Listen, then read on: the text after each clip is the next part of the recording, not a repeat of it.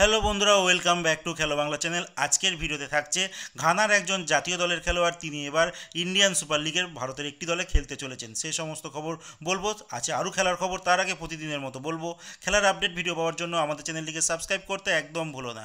তো চলো শুরু করছি আজকের প্রথম খবর। প্রথম খবরটি বলবো ভারতীয় জাতীয় ফুটবল দলকে নিয়ে। ভারতীয় জাতীয় ফুটবল দল, জানো কিছুদিন আগে একটা রিপোর্ট হয়েছিল, সেখানে বলা হয়েছে কিংস কাপ যেটা থাইল্যান্ডে হয় আর মার্দিকা কাপ যেটা মালয়েশিয়া হয়, সেখানে কিন্তু এবার পার্টিসিপেট করতে পারছে না ভারতীয় ফুটবল দল। তার বদলে গতকালকে একটা এএফএফ এর তরফ থেকে একটি রিপোর্ট আসে, যেটা তারা সোশ্যাল মিডিয়ার পেজে পোস্ট করে। সেখানে জানানো হয় যে ভারতীয় ফুটবল টিম তারা ভিয়েতনাম যাচ্ছে টাই নেশন সিরিজ খেলতে। তো সেইখানে ভারত ছাড়া খেলছে আর লেবানন, মানে হোস্ট দেশ কিন্তু ভিয়েতনাম, যেটা 9 তারিখে কিন্তু ভারত ভিয়েতনামের সঙ্গে প্রথম ম্যাচ খেলবে, দ্বিতীয় ম্যাচ লেবাননের সঙ্গে খেলবে। তো তিনখানা দেশের সঙ্গে কিন্তু খেলা হচ্ছে। তো বলে রাখি, ভারতীয় টিম লেবানন আর ভিয়েতনামের সঙ্গে লাস্ট যে মিটিং হয়েছিল, সেখানে ভিয়েতনামের কাছে 3 গোলে হেরেছিল আর লেবাননের কাছে কিন্তু 1 গোলে হেরেছিল। তো দেখা যাক বদলা নিতে পারে কিনা। এইবার যে খবরটি বলবো দল বদলের খবর, সেখানে বলবো গোকুলাম কেরালা, যারা আই লিগে প্রত্যেকবার মোটামুটি ভালো পারফরমেন্স করে, একবার আই লিগ চ্যাম্পিয়নও হয়েছে, তারা এবারও চেষ্টা করছে আই লিগ চ্যাম্পিয়ন হয়ে তারা যেন আইএসএলে প্রমোট হতে পারে। সেই দিক থেকে তারা একটা ভালো দল বানানোর চেষ্টা করছে। তো কলম্বিয়ার একজন খেলোয়াড়, যার নাম জোস লুইস মরেনো, 27 বছর বয়সী এই খেলোয়াড়টিকে সাইন করে নিয়েছে। তিনি একজন ডিফেন্সের খেলোয়াড়, আর বলে রাখি তিনি কলম্বিয়া আর ভেনিজুয়েলা সেখানকার টপ ডিভিশন লিগে কিন্তু তিনি খেলেছেন। আর বলে রাখি, কলম্বিয়া আর ভেনিজুয়েলা জানো ওয়ার্ল্ড ফুটবলে কিন্তু একটা স্ট্রংগেস্ট টিম, যারা রেগুলারভাবে ওয়ার্ল্ড কাপ খেলে। তো বুঝতেই পারছো একটা ভালো দেশ থেকে আসছে, তো প্রত্যাশাটা আমাদেরও বেশি আছে তার উপরে।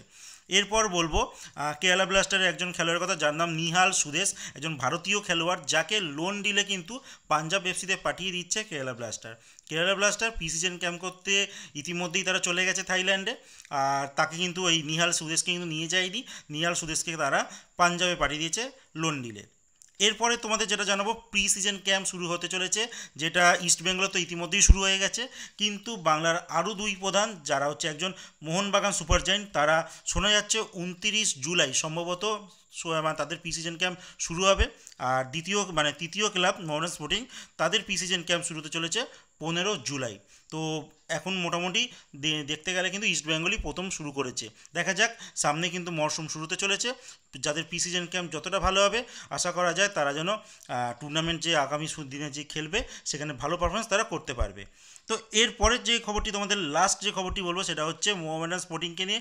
মোহামেডান স্পোর্টিং একজন ঘানার জাতীয় দলের একজন খেলোয়াড়কে সাইন করেছে, যার নাম মোহাম্মদ কাদিরি। তো বলে রাখি, তিনি একটা সময় জাতীয় দলে খেলেছে, বাট এই মুহূর্তে কিন্তু তিনি জাতীয় দলের আশেপাশে বা স্কোয়াডেই নেই বলতে পারো। তাকে 2 বছরের ডিলে কিন্তু সাইন করে নিয়েছে মোহামেডান স্পোর্টিং।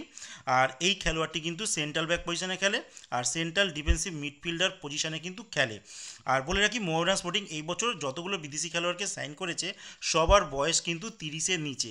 তো দেখাই যাচ্ছে যে তারা কিন্তু তারুণ্যের প্রতি একটা জোর দিচ্ছে খুব, যে তারুণ্য নিয়ে মানে খেলোয়াড় নিয়ে, মানে তরুণ খেলোয়াড় নিয়ে তারা একটা দল তৈরি করতে চাইছে।